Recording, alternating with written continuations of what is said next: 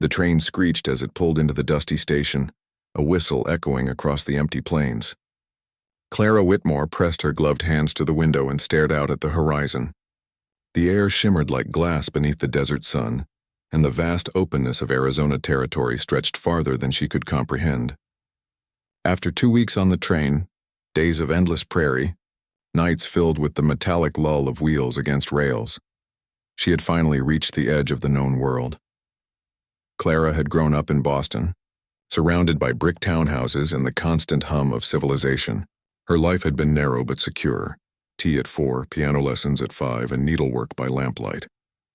But security had not saved her when her father died and death swallowed the family home. In the span of a year, the genteel world that had once defined her vanished. Her mother passed the following winter, and Clara found herself alone, penniless, and adrift in a society that had little use for unmarried women without dowries. That was when she saw the advertisement.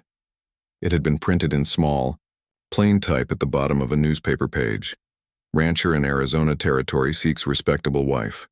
Must be of good character and willing to work. Passage paid. Write to J. Callahan, Fort Apache. It sounded absurd at first, like something from a dime novel, but as the days stretched into weeks of uncertainty, the words began to take root in her mind. She imagined wide skies, a new start, and perhaps a man who would not see her as an inconvenience but as a partner in survival. She wrote back, trembling with every sentence. 2 months later, she received a letter in return, a brief, almost gruff acceptance along with a train ticket west. Now, standing on the platform with the dry wind tugging at her skirts, Clara wondered whether she had made a terrible mistake.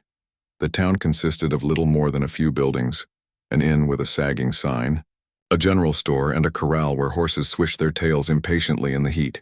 No one here looked like the people she knew. Men wore dust-stained hats and carried revolvers at their hips. Women, few as they were, had faces browned by sun and wind. A few glanced curiously at her traveling dress, the fine fabric now dulled with grit from the journey. She clutched her small carpet bag and waited for someone to call her name. The letter had said her future husband, Mr. James Callahan, would meet her at the station. But as the passengers dispersed and the train groaned its way onward, no one stepped forward. Minutes turned to an hour. The platform emptied and Clara's stomach twisted with dread.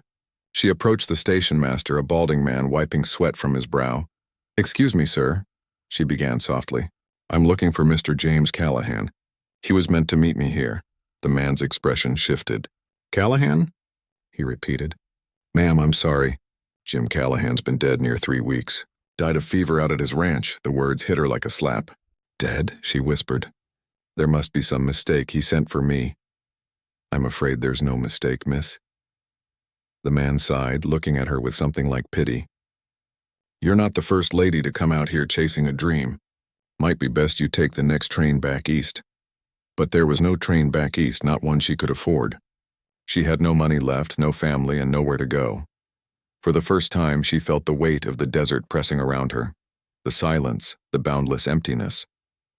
The world she had known had ended again, and this time there was no safety waiting behind her. As she stood there, lost and trembling, a shadow fell across her boots. A man's voice, low and steady, spoke behind her. "You are Miss Whitmore?" he asked. She turned and saw him, a tall, broad-shouldered Apache wearing a worn leather coat and carrying a horse's reins in one hand. His dark eyes met hers, unreadable and calm. "I was friend to Callahan," he said quietly. "He told me of you before he died. You come with me now. I will see you safe." And just like that, Clara's fate shifted again, into the unknown vastness of the frontier. Clara hesitated, clutching her carpetbag like a shield. The Apache man stood still, neither impatient nor threatening, his gaze steady and unblinking beneath the wide brim of his hat. Around them, the station had emptied. Dust swirled in little whirlwinds across the platform boards, and the desert sun blazed down without mercy. You knew Mr. Callahan?" she asked, her voice thin with disbelief. He nodded once. "Yes, we rode together. I am Taza." His voice was deep, quiet, almost gentle despite its strength. Still, Clara's heart raced. She had never spoken to an Apache before. In Boston, she had only heard stories. Grim tales printed in papers that described savages and raiders on the frontier. Yet this man's calm eyes did not fit those cruel words. There was intelligence in them. sadness even. But he was enormous, taller by a head than any man she had known, and his presence alone made her feel impossibly small. I don't understand, she stammered. Mr. Callahan wrote that he would marry me, that I would come to his ranch. The ranch is still there, Taza said simply, but there is no one to care for it. He asked me before he died to see that his wife would be safe when she came. His phrasing, his wife, made her cheeks flush with confusion. She had never even met Callahan in life, and yet here she stood, a widow before she could even be a bride. The absurdity of it twisted something sharp inside her. Safe, she echoed. And where? Where would that be? Taza tilted his head slightly, studying her. I live near the river, not far from his land. You can rest there until you decide where to go. Until she decided where to go. The words carried a quiet understanding. He knew she had nowhere. Still, pride made her lift her chin. I can find lodging in town, she said. I don't wish to impose. Taza glanced around the barren settlement. Half the building shuttered, the streets empty but for a few dogs nosing through dust. There is no lodging fit for you here. The train does not return east for 3 days. You will stay with my people's camp or you will sleep in the street. Clara stiffened at the bluntness, but the logic was unassailable. Her throat ached with dryness, her skin sticky beneath her corset. The long journey had drained her completely, and the thought of walking into the desert alone was laughable. Finally, she nodded, though her voice trembled. Very well. Taza gave a short nod and took her bag from her hand without asking. His fingers brushed hers briefly, warm, calloused, steady, and she felt a strange surge of reassurance mixed with fear. He turned and led her toward the corral, where a sturdy horse waited beside a smaller pack mule. Without a word, he tied her luggage securely, then offered her his hand to help her onto the mule's saddle. She hesitated again, studying the wild expanse stretching beyond town. The distant cliffs, the pale gold horizon, the emptiness. Then she took his hand. The ride was silent at first. The sun began to dip lower, washing the desert in amber light. Clara's skirts rustled softly against the mule's flanks, and she could hear the rhythmic creak of Taza's saddle behind her. Occasionally he pointed out landmarks, a distant ridge, a dry creek bed, the faint shimmer of the river far ahead. You are not afraid? He asked at one point. She hesitated, uncertain whether to lie. Should I be? He looked over his shoulder, his face half shadowed by twilight. Fear is natural, he said. Only fools have none. There was no mockery in his tone, only truth. Somehow that steadied her more than comfort would have. By the time they reached his camp, the sun had vanished behind the hills. A small fire burned in a ring of stones beside a single canvas shelter. A horse neighed softly from the shadows. Taza dismounted and helped her down, his hand strong at her waist. The touch was brief, but enough to remind her of how little she belonged in this world. You will sleep here, he said, motioning to the tent. I will watch the horses. Clara wanted to protest, to insist she could manage for herself, but exhaustion broke her pride. She sank to her knees inside the tent, listening to the desert wind hum through the grass.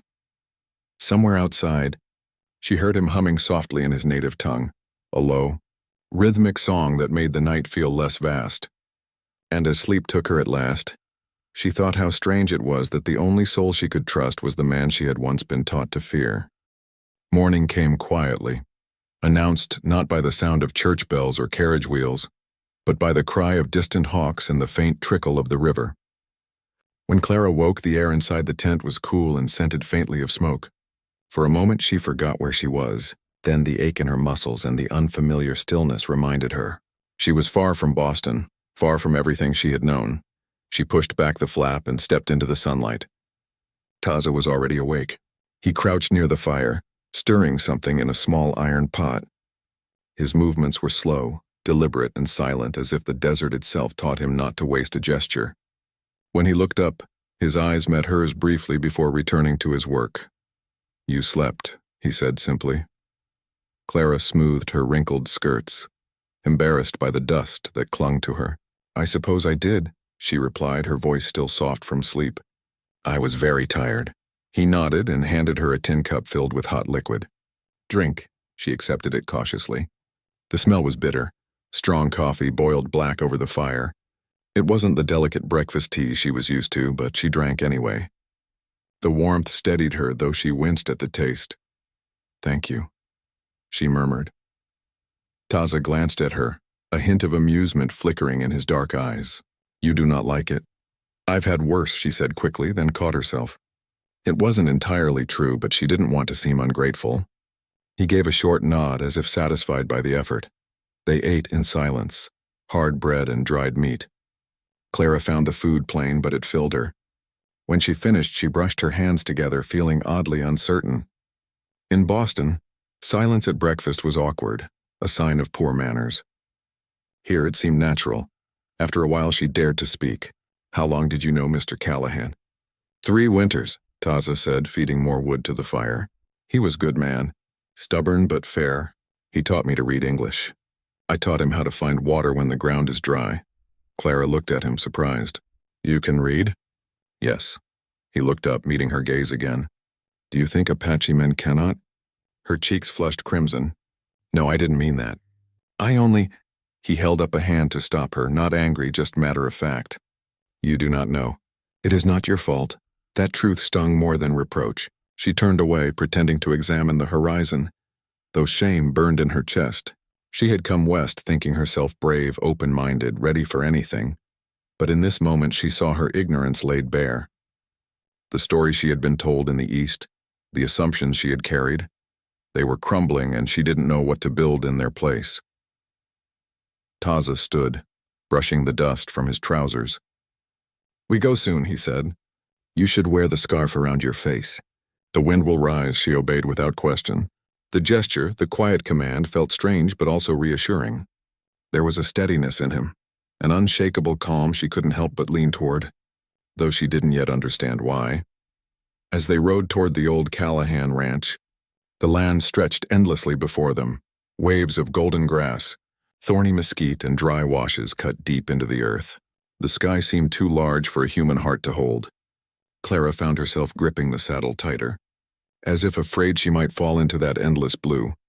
At last, the remains of the ranch came into view. A half-collapsed barn, a corral leaning drunkenly to one side, a house whose roof sagged under years of wind. Clara's breath caught. This was supposed to have been her new life, a home, a husband, a future, and now it stood before her, ruined and empty. Taza dismounted first. He walked slowly to the porch, touching one of the support beams with a hand. This was his place, he said quietly. He spoke of it often. He wanted to see it full again. Clara followed, standing beside him. It's beautiful, she whispered, though she wasn't sure if she believed it. Beauty here was harsh, born of survival rather than grace. He turned to her then, his expression unreadable. If you wish, you may stay here. I will fix the roof. You can keep what was his. It is not mine. She blinked at him, surprised again by his restraint. And you? She asked. I will stay nearby, he said simply, to see that no harm comes. Something in her chest tightened, a mixture of gratitude and confusion. She wanted to thank him, but words felt too small, so instead she said only, Thank you, Taza. He inclined his head slightly, eyes steady on hers. Do not thank me yet. The desert is not kind to those who do not listen, and though his tone was calm, Clara heard the warning beneath it. Not just about the land, but about the fragile understanding growing between them. The days that followed were long and scorching, measured not by the ticking of clocks but by the relentless rhythm of the desert. Morning began when the sun spilled gold over the hills, and night arrived in a rush of violet shadows. Clara had never known such silence nor such noise. The wind sang through dry grass, insects hummed in the heat, and every rustle in the brush made her heart race. The desert was alive, vast and indifferent. Taza worked from dawn to dusk repairing what he could of the old Callahan ranch.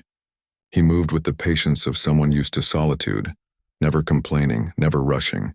Clara watched him sometimes from the porch, the way his muscles flexed under the sun as he lifted beams or set stones into place. He seemed a part of the land itself, broad, immovable, carved from the same stubborn earth. For her part, Clara tried to make herself useful. She swept out the dust that filled the corners of the house, mended torn curtains, and attempted to cook with the sparse supplies left behind.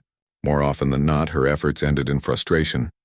Bread that wouldn't rise, beans burnt to the bottom of the pot. She was used to delicate kitchen tools and servants who measured and stirred while she merely observed. Now there was only her, a fire that smoked too much, and a man who ate in silence whether her food was good or not. One evening, after another failed attempt at supper, Clara sat outside, her head in her hands. The air had cooled, but her face still burned with embarrassment. Taza approached quietly and crouched beside her. "You are angry with yourself," he said, not unkindly. She sighed. Everything I touch seems to go wrong. I can't cook, I can't fix anything. I can barely fetch water without tripping over the pail." "You are learning," he replied simply. "That is the first step of all things." She gave a small, bitter laugh. "You make it sound so easy." He looked out toward the horizon, where the last light of day glowed red against the cliffs. "It is not easy, but the land does not care for easy things. It only teaches those who listen." She glanced at him, trying to read his face, but as always his expression revealed little. "And if I can't learn?" she asked quietly. He turned to her then, his eyes steady. "Then the land will break you," he said. "But you will not break. I have seen your eyes. You are afraid, but you stay."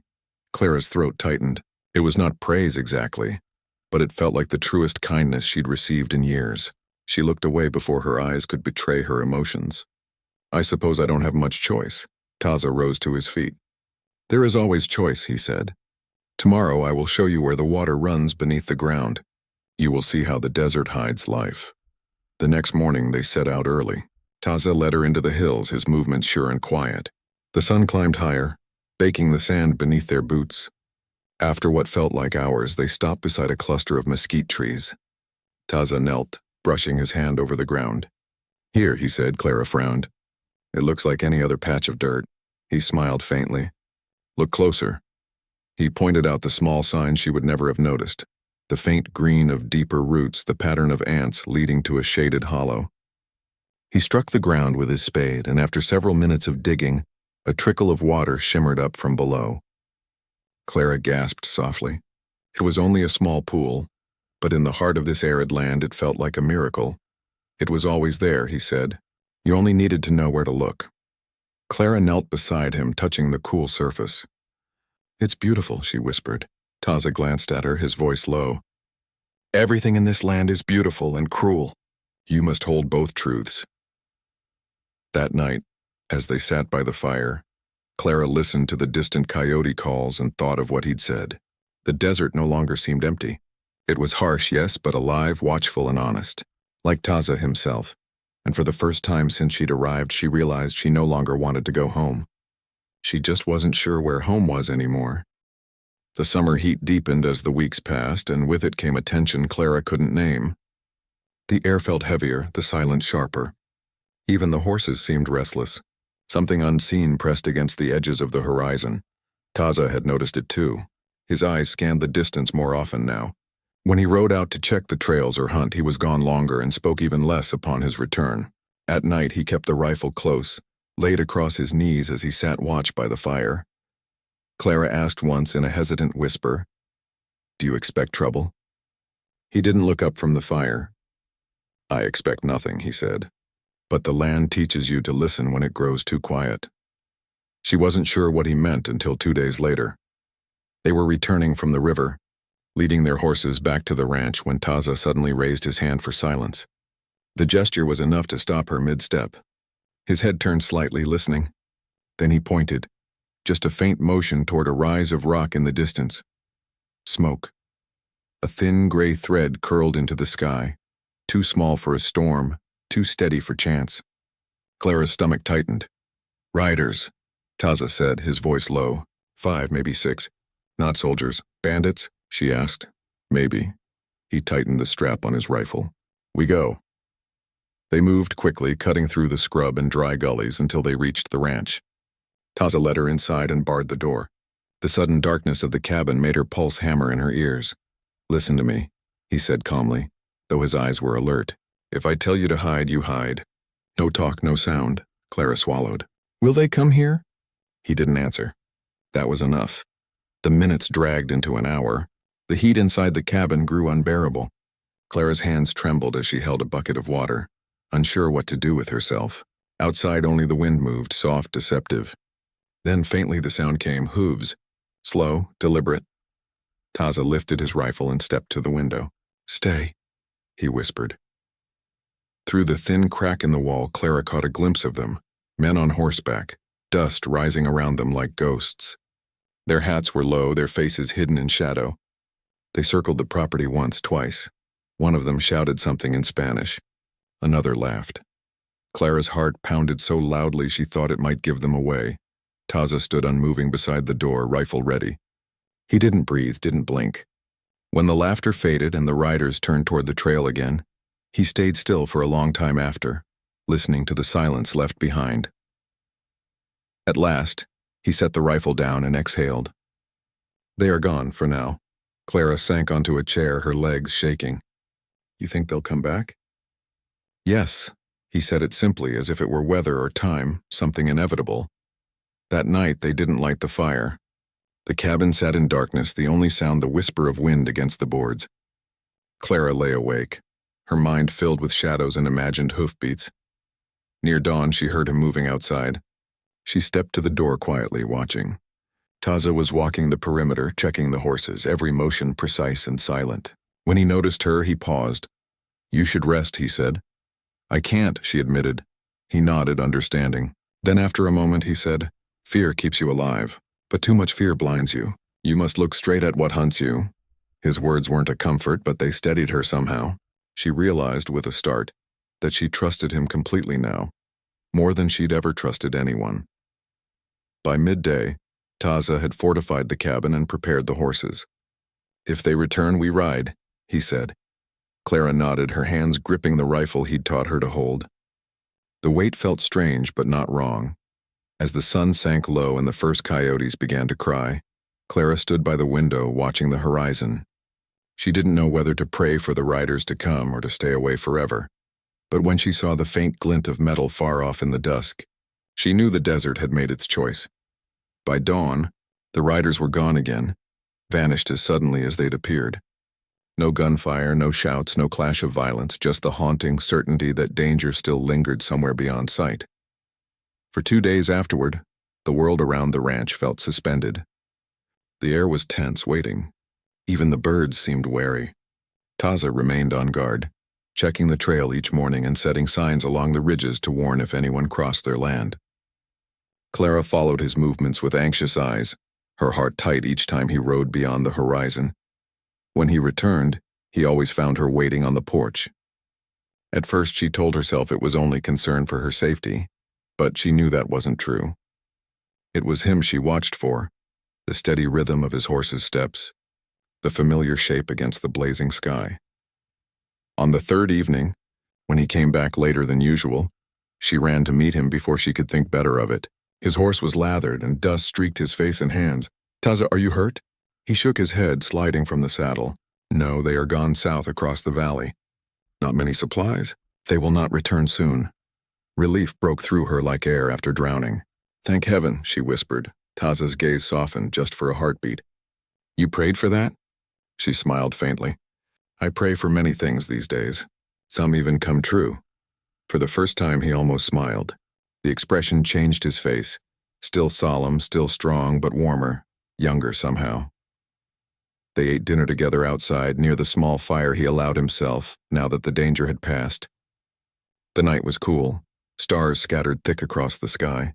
Clara tilted her head back, watching them. In Boston you can barely see the stars, she said. Too much smoke, too many lamps. Here, Taza said quietly. The sky is alive. You learn its language. The stars tell you when to travel, when to rest. They show the way home. She looked at him. Do you miss your home? He was silent for a while before answering. Home is not a place. It is what remains when everything else is gone. Clara studied the fire, unsure how to respond. His words held a weight she didn't yet understand. After a long pause, she said softly, I lost my home too. I thought this would be a new beginning. But I came chasing something I didn't really understand. Taza nodded. We all chase ghosts sometimes. A quiet fell between them, comfortable this time. The crackle of fire, the whisper of the wind, the far-off cry of a coyote. The world felt vast but not empty. For once, the silence didn't frighten her. Later, as she stood to gather her things, she stumbled over a loose stone.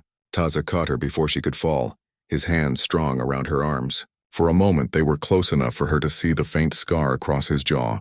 the sharp edge of his cheekbones, the steady rise and fall of his breath. "I'm sorry," she murmured, though she wasn't sure what for. His voice was low. "Do not be sorry for being human." When he released her, the air between them seemed to hum, fragile and charged. She turned away, her heart pounding in her chest. That night, Clara couldn't sleep.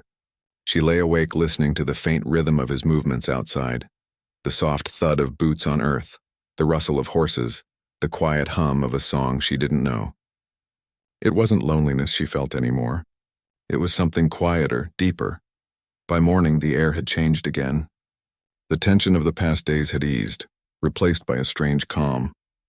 Taza was already awake when she emerged from the cabin, sitting cross-legged by the fire sharpening his knife. He looked up briefly. "You will come with me today," he said. "We go north. I show you something." "What is it?" she asked. "Something you should see," he said simply. And though he offered no more explanation, Clara felt a pull to follow him, not from obligation, but from trust, whatever he meant to show her. She knew it would change something between them, something already had. The sky was already strange when they left the ranch that morning. An odd, bruised shade of gray-blue, heavy with a stillness that made the air taste like metal. Taza noticed it first, his eyes flicking toward the horizon where dark clouds gathered above the distant mesas.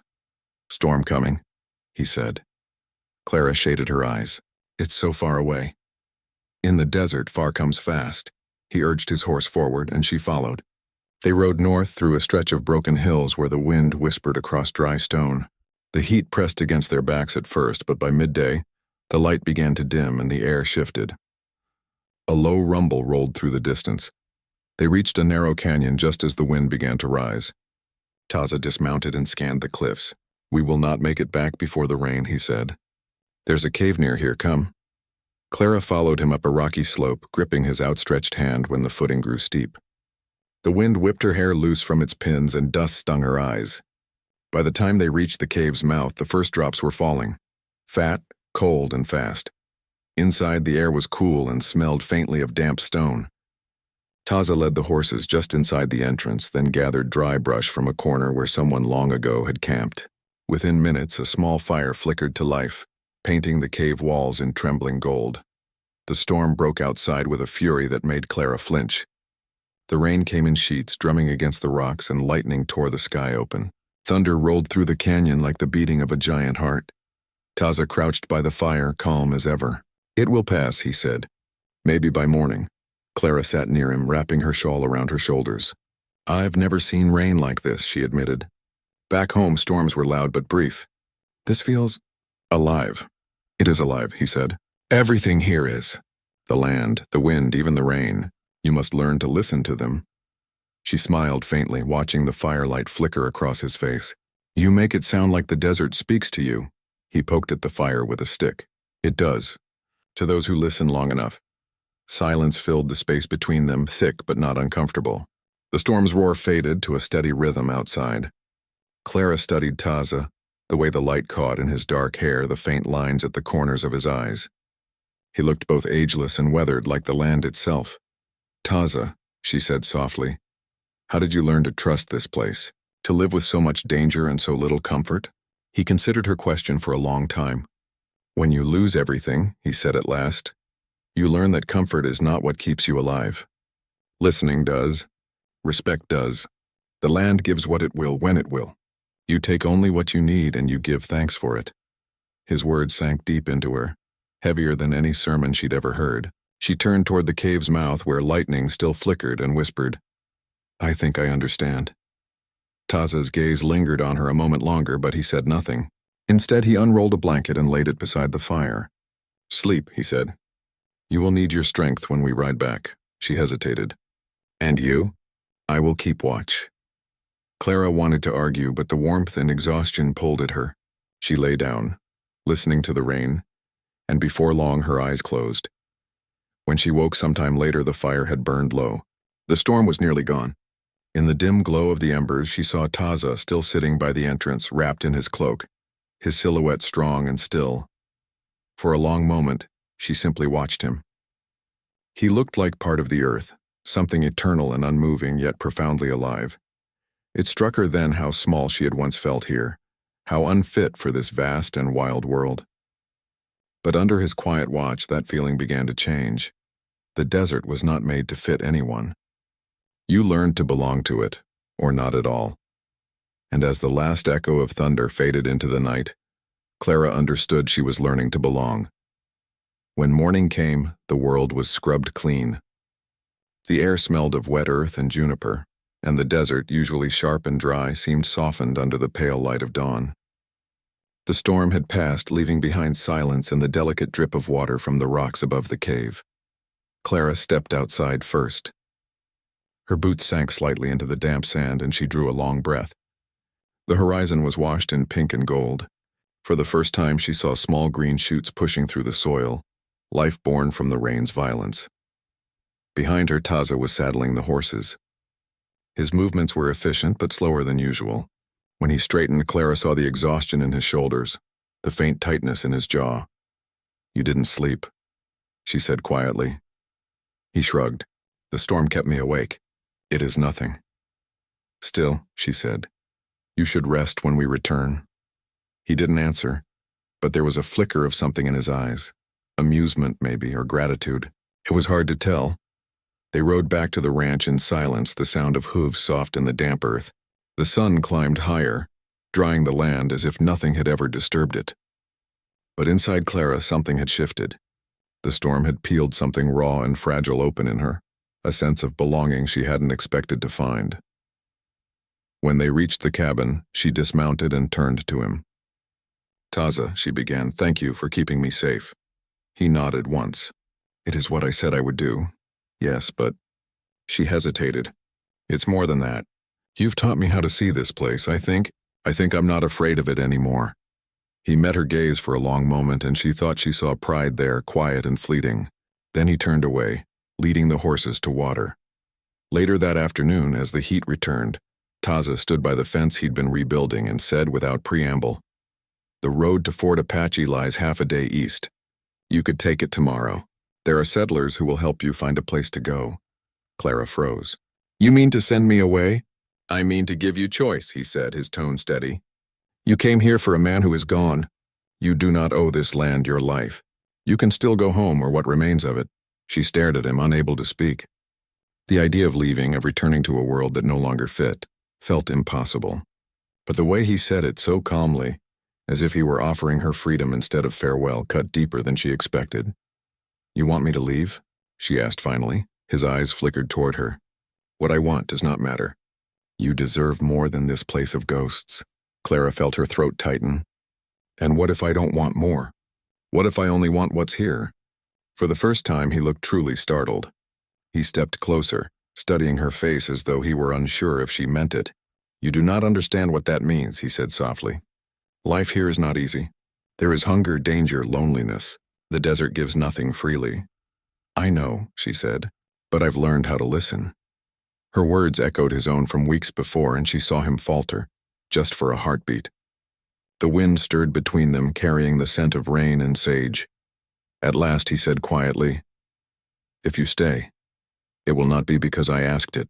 It will be because you choose." "Then I choose," she said.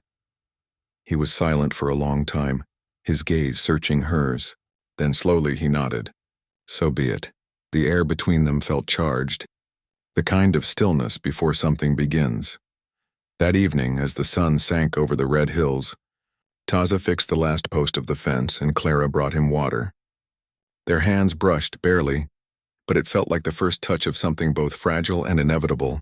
Neither spoke. They didn't need to. The desert had already heard their promise. Autumn crept into the desert almost without warning.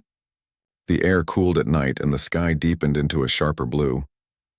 The rains that had once been fierce now came softly, greening the valleys before disappearing again. Life settled into rhythm, harsh, unpredictable, but alive. Clara stayed. No one spoke of it after that morning by the fence. She simply rose each day and worked beside Taza. What began as survival became routine, and what was routine began to feel like something more. She learned to ride with ease, to patch the roof, to tell when the horses were restless before a storm. She could now spot the shimmer of water from miles away, and start a fire with flint and patience instead of frustration. Taza watched her transformation with quiet pride, though he rarely said a word about it. When he did speak, his praise was spare and simple. "You did well," or "The land listens to you now." For Clara, that was enough, yet beyond the hills, not everyone saw their partnership kindly. Once a month, they rode to a small settlement to trade for supplies. The first time they went together, conversation in the general store stopped as soon as they entered. Eyes followed them, some curious, others cold. Clara felt every stare like a weight pressing against her back. The storekeeper, a thin man with a bristled mustache, cleared his throat. "Afternoon," he said, his gaze flicking from her to Taza. "What can I do for you, ma'am?" "We need flour, salt, and oil," Clara said, her voice even. "And a new kettle if you've one left." The man hesitated. "Sure, that'll be $2. And some change." When she reached for her purse, his eyes darted again toward Taza, who stood silently by the door. "You folks settling together out there?" the man asked. Clara met his gaze squarely. "We're neighbors," she said. "We share the work." It wasn't exactly a lie, but it wasn't the whole truth either. The man grunted, muttered something under his breath, and packed the supplies. When they left, the air outside felt cleaner. "I don't care what they think," Clara said as they rode home, though her voice trembled slightly. Taza glanced at her. "You care," he said, not accusingly. "But that will pass." He was right, it did. The desert didn't ask questions or offer judgment, it simply endured. And in time, Clara learned to do the same. The weeks turned to months. Together they rebuilt the barn, repaired the corral, and planted a small patch of beans and corn near the riverbed. The crops were meager, but they grew. So did the unspoken bond between them, something that didn't need naming. One evening, after a long day's work, Taza sat sharpening his knife while Clara mended a tear in her dress. The firelight glowed between them, and for a long time neither spoke. Then Clara said softly, "When I came here, I thought the land would swallow me whole." Taza looked up. "And now?" She smiled faintly. "Now I think I've learned to walk with it instead of against it." He nodded once, approval flickering in his eyes. "You have found your place." Clara set the needle down and met his gaze. "Our place," she corrected. Outside, the night wind rose, carrying the sound of coyotes across the open plain. It didn't sound lonely anymore, it sounded like home. When word spread of a woman living alone with an Apache, gossip followed, but Clara no longer flinched from it. Those who came to trade eventually saw that they worked the land as any other family did. The whispers faded, replaced by reluctant respect. By the first frost, the ranch was thriving again. The house stood straight, the fence solid, the fields ready for another season. Clara often caught herself humming as she worked, a tune she didn't know she'd remembered, and sometimes, when Taza passed by, he would hum with her just under his breath, his deep voice carrying the sound through the still air like a thread between them. They never spoke of love. It wasn't needed. What they shared was quieter, stronger, built from endurance and trust. The desert had taken much from both of them, but it had also given something back, something rare and lasting, belonging. Years passed, and time, like the wind, carved its mark upon everything it touched. The land changed little. It remained wild and wide, shifting from green to gold with the seasons, but the ranch grew. Fences stretched farther. New horses filled the corral. The small cabin, once weathered and lonely, now stood strong, its roof steady even in the fiercest storms. Clara had changed too. The soft-handed woman who once trembled at every shadow had become a creature of the desert, sun-browned, strong-armed, and unafraid. Her dresses were patched, her hands calloused, and her heart steady, and beside her always was Taza. Their lives found rhythm in the turning of the earth, the dawn rides to check the herds, the long afternoons spent mending tools or tending the crops, the quiet evenings by the fire when words weren't needed. 2 children grew up beneath that endless sky. A boy, Samuel, with Clara's gray eyes, and a girl, Nayen, with Taza's calm and his quiet strength. They learned to walk before they could talk, chasing lizards and collecting desert flowers. Taza taught them to track deer prints and tell stories by the stars, while Clara taught them to read and to dream of more than survival. It was not an easy life. The land could still turn cruel. Droughts came, and once a fever that nearly took their son. But hardship no longer frightened Clara. It was simply part of the world's rhythm. She had learned that love, true, enduring love, was not the absence of hardship, but the courage to keep building even when the winds tried to tear it all apart. In time, the settlement that had once turned its back on them began to soften. Traders came more often, offering fair words along with their goods. Some even stayed to share a meal. And by then, it was clear that Clara and Taza were not an oddity. They were a family, as real and rooted as any other on the frontier. One evening after the harvest, Clara stood outside watching the sky burn orange and violet. The children were inside laughing, their voices tumbling out through the open door. Taza joined her, his presence as grounding as the earth itself. "Do you remember?" she said softly. "The first storm we rode through?" He smiled, a rare thing, slow and quiet. "You thought the desert would swallow you." "I did," she said, laughing under her breath. "But I learned it doesn't swallow, it shapes." He turned his gaze toward the horizon where the sun was sinking. "It shaped us both." She looked at him, at the deep lines time had drawn on his face, at the steadiness that had never left his eyes. She thought of all the miles between who she had been and who she had become, and felt only gratitude. That night, after the children had gone to bed, Clara took an old, leather-bound journal from the shelf, a relic of her former life. She hadn't opened it in years. Inside were the letters she had written to her family, never sent, the early words of fear and homesickness. She turned to the last blank page and wrote, "Once, I thought I was too small for this land, too soft, too frightened. But I have learned that even the smallest seed can take root in the hardest ground. The desert has its own kind of mercy, quiet, patient, enduring. And in it I have found my home." She closed the book and set it aside. Outside, the wind whispered through the sagebrush, and the stars, brilliant, countless, lit the dark like watchful eyes. Taza came to stand beside her again. He said nothing, only rested his hand gently on hers. It was the same hand that had once pulled her from a storm, the same that had built a life beside hers. She squeezed it once, her heart full. The land stretched endlessly around them, harsh, beautiful, and eternal. And for the first time, Clara understood that the promise they had built together would outlast them both. It wasn't written in words or bound by vows. It lived in the soil, in the wind, in their children's laughter carried across the desert night, a promise kept,